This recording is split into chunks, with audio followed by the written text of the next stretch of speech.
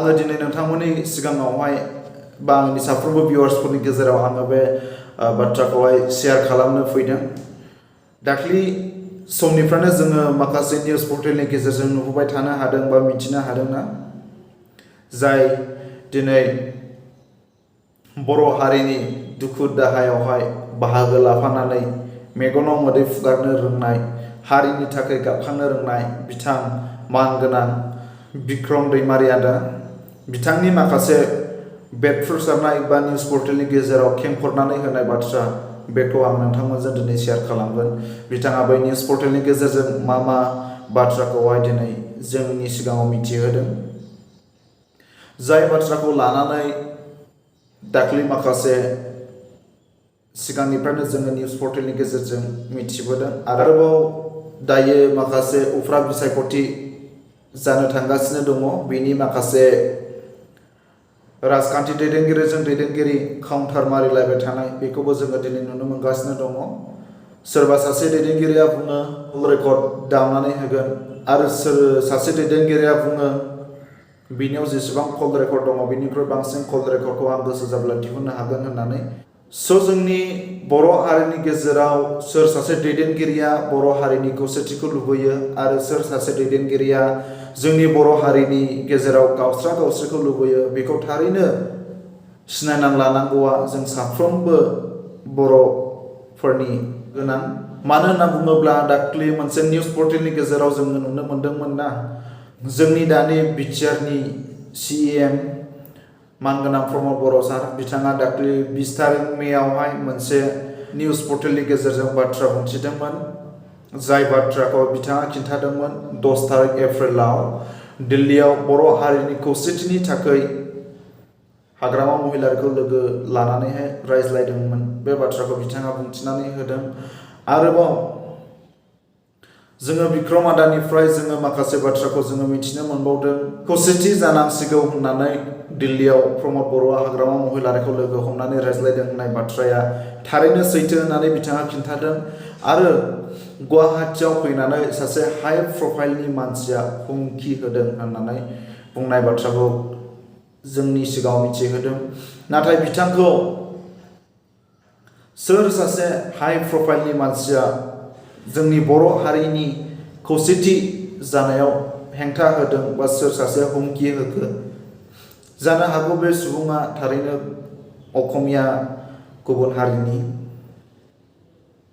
माने बिथांमोना बर' हारिनि खौसेथि जानायखौ जानांगौ माब्लाबाबो लुबैया, आरो बर' हारिनि गेजेराव गावस्रा गावस्रि दाङाबाजि जालायबाय थानायखौ जानांगौ बिथांमोना अरायबो नायबाय थानो मोजां मोनो।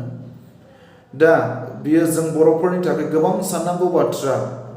लोगोसे जों बर' रायजो राजाफोरनि गेजेराव बा साफ्रोमबोनि खुगायाव बियो मोनसे सोंथि जानानै फैदों दिनै, बे हाग्रामा आरो प्रमद बर'जों लोगो लाज्लायनानैहाय खौसेथिनि जानांगौ होननाय बा खौसेथिनि बाथ्राखौ रायज्लायनाय, बे बाथ्राखौ बिथां आदा बिक्रम दैमारिया बै गुवाहाटियाव हाइ प्रफाइलनि मानसिजों जुदि हुमखि होजायामोनब्ला दिनै बे बाथ्राखौ बिथाङा बुंफ्रुनानै होनाय नङामोन नामा?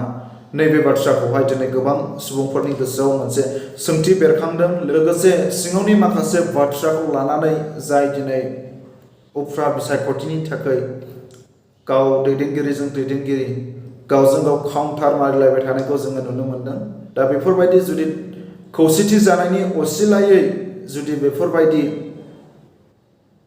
गावजों गाव काउन्टार मारिलायबाय थायोब्ला जानांगौ गुबुन हारियाथ' मिनिनो खाबु मोनखागोन। लोगोसे हारिनि खौसेथिखौहाय लुबैग्रा आरो हारिनि गावस्रा गावस्रिखौ लुबैग्रा, गावजों गाव खौसेथि जानो रोङि, गोरोबनो रोङि, बेफोरबायदि खाबुखौ लानानै दिनै गुबुन हारिया गोबां मुलाम्फा खालामगासिनो दङ गावसिनि लागै। दा दिनै बियो साफ्रोमबो बर' रायजो राजाफोरनि थाखाय दुखु गोनां बाथ्रा। मानो होनना बुङोब्ला दिनै जोङो नुनो मोनो बर' लिडारफोरखौ जेब्ला बिसायख'थि सम सफैगोन अब्ला गावजों गाव बखिलायनाया गोबां बारा जायो बर'फोरनि गेजेराव। दा बेजोंबो जोङो दिनै नुनो मोनो, दिनै बर' हारिनि सावथुन मुलुगाव जाय बिथांमोना बाहागो लाग्रा ना माखासे कमेडियानफोर, बिथांमोनाबो दिनै सोरबा सासेया राजखान्थियाव हाबदों आरो सोरबा सासेया गुबुन राजखान्थि दोलोआव हाबदों। बिथांमोननि गेजेरावबो दिनै दावराव दावसि आरोबाव जोङो बिथांनिफ्रायनो मिथिनो मोनबावदोंमोन जाय बिटिसि खुंथायाव थानाय जथाय हान्जानि साद' एमएलएफोरनि अनगायैबो गासिबो हाग्रामा महिलारिजोंनो लोगोसे दङ होननाय बाथ्राखौहाय बेयो थारैनो सैथो बाथ्रा होननानै बिक्रम आदाया जोंनो मिथिहोदों।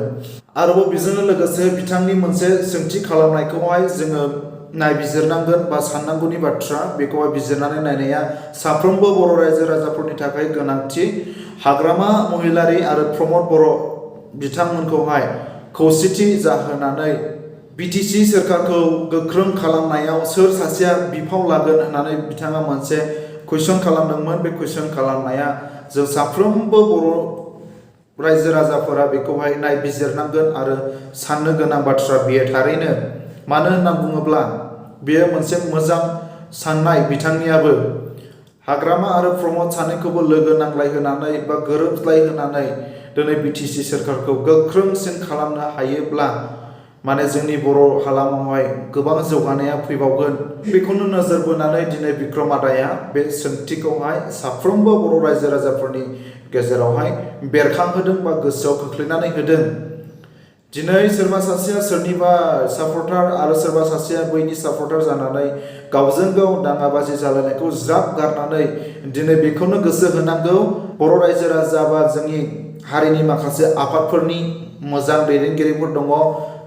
बिथांमोना सावरायज्लायनायनि गेजेरजों दिनै बे मोननै राजखान्थि हान्जाखौ बोजबनानै खौसेथि खालामनानै हारिनि गोख्रों खामानि मावनायाव बा जोंनि बिटिसि सरकारखौ गोख्रों खालामनायाव बिफाव लानायासो गाहाम होननानै दिनै आंबो सानो।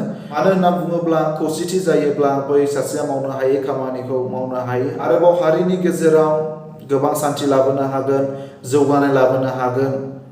बिनि थाखायनो दिनै बेखौहाय सोरबा सासे जोंनि मेलेमजिबि बिथांमोना साननानैहाय बेखौहाय नाजायोब्ला बा बेनि थाखाय खामानि मावोब्ला जोबोर गाहाम जागोन होननानै आङो सानो। आरो नोंथांमोना मा सानो बेखौ नोंथांमोना कमेन्टनि गेजेरजों खिन्थाहर आंनो। स' लोगोफोर बिदिब्ला आङो दिनैनि बे सुंद' भिडिअखौ एसेयावनो दोनथ'नाय जाबाय। गोजोन्थों।